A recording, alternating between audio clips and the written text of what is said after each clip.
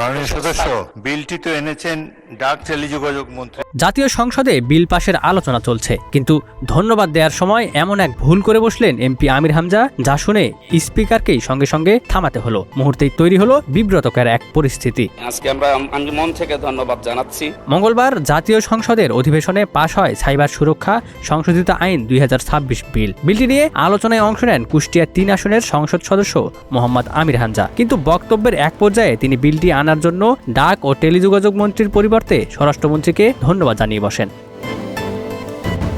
বিষয়টি সঙ্গে সঙ্গে নজরে আসে স্পিকার হাফিজউদ্দিন আহমদের। তিনি আমির হামজাকে থামিয়ে দিয়ে বলেন, সাইবার সুরক্ষা আইন তো ডাক ও টেলিযোগাযোগ মন্ত্রণালয়ের বিল, আপনি স্বরাষ্ট্রমন্ত্রীকে কেন ধন্যবাদ জানাচ্ছেন? এরপর নিজের ভুল বুঝতে পারেন আমির হামজা। এরপর মৃদু হেসে আমির হামজা বলেন, সরকারের 4 মাস হতে চলল, আজ পর্যন্ত স্বরাষ্ট্রমন্ত্রীকে কোনো বিষয়ে ধন্যবাদ জানায়নি, তাই আজ মন থেকেই ধন্যবাদ জানাচ্ছি। কিন্তু স্পিকার আবারও স্মরণ করিয়ে দেন যে বিলটি এনেছেন ডাক ও টেলিযোগাযোগ মন্ত্রী, স্বরাষ্ট্রমন্ত্রী নন। শেষ পর্যন্ত নিজের বক্তব্য সংশোধন করে ডাক ও টেলিযোগাযোগ মন্ত্রীকে ধন্যবাদ জানান আমির হামজা। এরপর তিনি সাইবার নিরাপত্তা নিয়ে মন্তব্য করে বলেন, সাইবার আক্রমণের ঘটনায় রাজনৈতিক ব্যক্তিদের নামই সবচেয়ে বেশি শোনা যায়। এদিকে সংসদের এই ছোট্ট ভুল আর স্পিকারের তাৎক্ষণিক সংশোধনের এই মুহূর্তটি এখন সোশ্যাল মিডিয়ায় ব্যাপকভাবে ছড়িয়ে পড়েছে, যা নিয়ে চলছে আলোচনা ও সমালোচনা। Ekramuzzaman, news flash 7-1।